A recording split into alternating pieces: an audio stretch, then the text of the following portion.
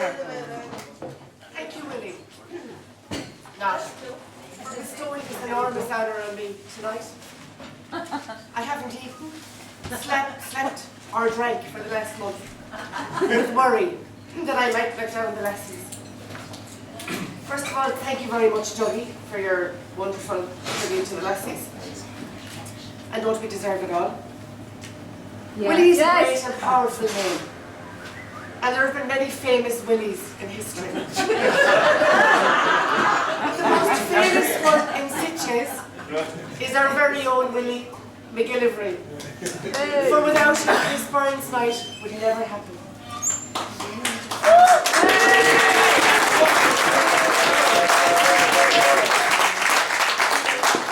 We've had wee Willie Winky, who ran through the fair, Willie Shakespeare, who gave us Macbeth, and Willie Wallace, who, if we only had him around a few months ago, we might have got our independence. No, it's not. We've had Billy Connolly, better known in Scotland as the Big Yin, and we all know why that probably is. So where would we lassies be without our Willies?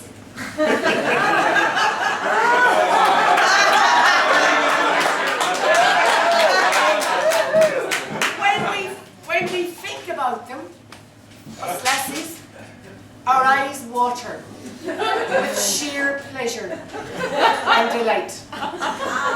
The biggest one I've ever seen is in Florence, the statue of David. I have never seen one that big in my life. You could hang your washing on it.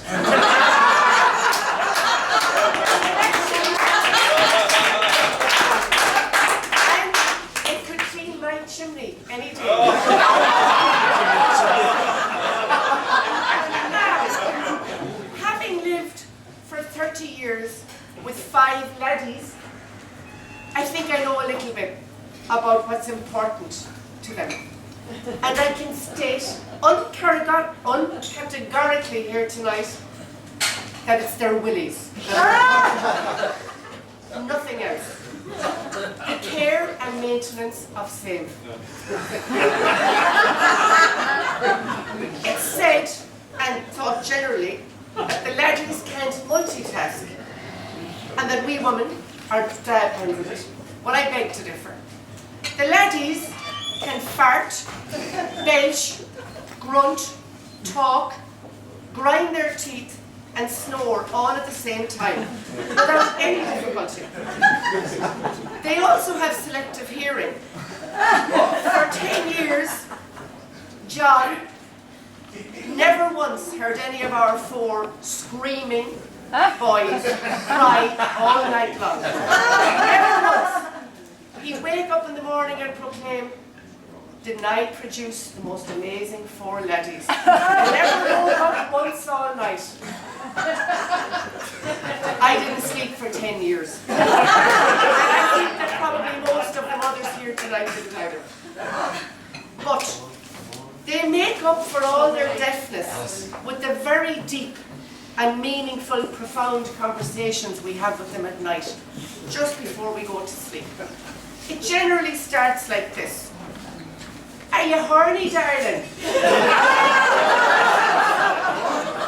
"No, I'm not." "Right so." "Okay." They admire themselves in mirrors a lot, put deodorant and aftershave on instead of showering, masturbate on a thrice daily basis. They think they won't get into heaven. Now, I have tried to explain to my 5 laddies over the last years, 3 or 4 times a week would be sufficient. Because the ceilings in our bedrooms look like a map of the solar system. And I'm worn out hating them. They're generally colourblind, have no taste in clothes, have filthy minds, and when they get older have much worse midlife crisis than we have. Which of us lassies would buy a red sports car? None of us. We'd be more likely to buy a second-hand bicycle and a pair of runners in Decathlon and take up jogging. The laddies must have had a great sense of direction many years ago because they discovered countries, continents, and they even found new planets. So where would we be without Christopher Columbus? If he hadn't discovered America, think of all the peace we'd have had. None of us want peace. Willie Kidd, the famous Scottish explorer and pirate, apparently he went to India. Without him, we'd never have had a curry. Even the first person to land on another planet was a man. You see, if they had sent 2 women, we'd never have come back. I certainly wouldn't. I'd have become a lesbian and I'd have stayed there. And I'd have much more money thrown in. And if they had taken us lassies with them on their expeditions to find new lands, sure, they'd never have found them. We would have been telling them to go in the opposite direction. And they would have probably thrown us overboard. But nowadays, they can't even find their own socks or underpants.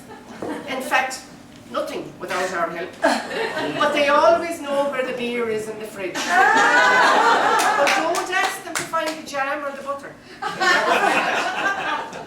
On the topic of sense of direction, a few weeks ago we were in Amsterdam visiting one of our serial masturbators. And I was buying underpants for John. Because the last pair he got was given to him as a present by George Booker, who normally is here, and that's 10 years ago. And I think George might have worn them himself for a while just to break them in for John. So he needed a pair of underpants. So John said, I'll go for a wee walk while you're buying the underpants. I'll be back in 20 minutes. I said, sound. An hour and a half later, I'm still waiting for him. He comes running down this main street of Amsterdam, whatever you call it. Panting, limping. I said, where were you? He says, I got lost. And imagine, he says, I ended up in the red light district. And I said, well, imagine that now. And it took you an hour and a half. It hasn't taken an hour and a half in 35 years. It normally takes you 3 minutes.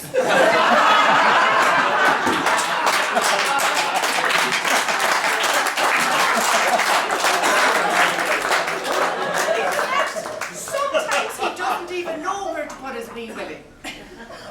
Do I have to draw him a map after 35 years? Not many options, you should know where to put it, but anyway. We lassies aren't much good at map reading, and I don't think any of us have discovered any continents, countries, or planets.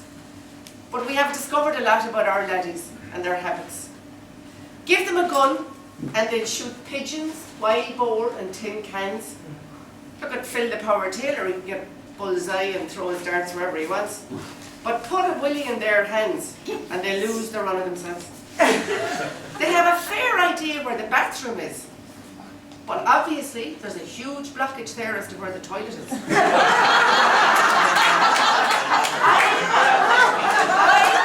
have a pair of wellies outside my toilet door because I have to wade in and wade out.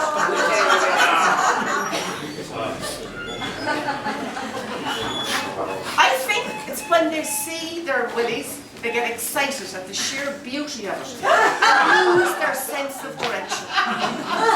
And as we know, our lassies, our only job on this planet is to simply admire, adore, clean, direct, rub, insert, wipe, lick, suck, shave, and polish their willies.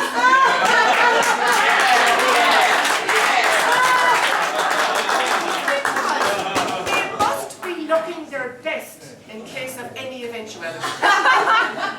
Now of late, our wee Willie's owner over here in the corner has been saying that really, he's thinking of having his amputated. Because he says he doesn't get to use it too often. Well, us lassies know about that, they're always complaining. But sure, we know it's that they don't remember. We know it's their memories that are failing them. Sure, it's over so quickly, they don't even remember. They've done it.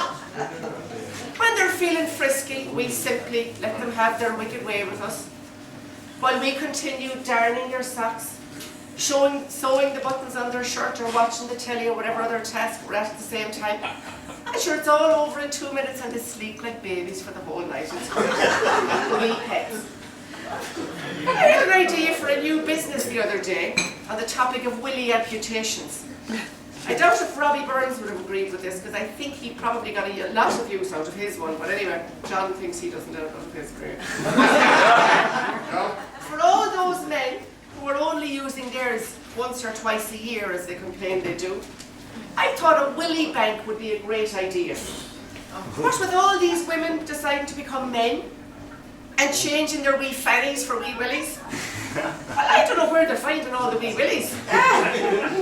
Maybe there's a willy bank somewhere that I didn't know existed. And if I'd have known that John could have had donated ours to some poor unfortunate, and he could have had a bigger, better model, I would have been delirious for the last 35 years instead of being miserable as I have been.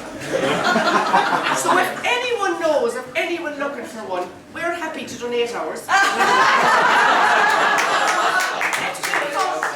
With a full list of instructions, because we would like you to keep it in the manner to which it has become accustomed. So without any further ado, I would like to raise a toast to all our laddies and willies.